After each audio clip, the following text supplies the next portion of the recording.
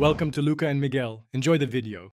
You start by confirming the TV has a usable USB port and that your LED device or drive is compatible. Check the port label and available current. Many LED controllers draw power, so use a powered USB or hub if the TV's port is low current. Once done, prepare your USB storage or controller.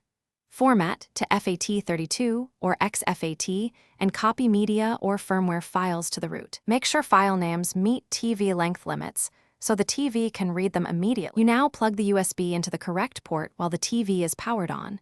This helps the TV detect the device. Next, open the TV's input selector or media app and navigate to the USB device. If it doesn't appear, try a different port or reformat the drive. For LED controllers, use the TV's firmware or update menu to run the controller software. For media playback, choose the file and set video or image playback options. Make sure the TV's USB power setting isn't disabled. You finish by testing playback or controller functionality and adjusting settings like slideshow timing or firmware version. If the TV won't read the USB, safely eject and reconnect, then reboot the TV. Incompatibility often stems from file system or size limits, so reformat to FAT32 or use a smaller drive.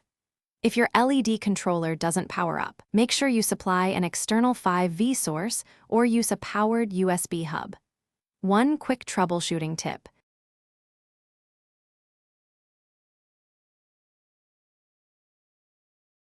Thanks for watching and please subscribe. It's the best investment you'll ever make.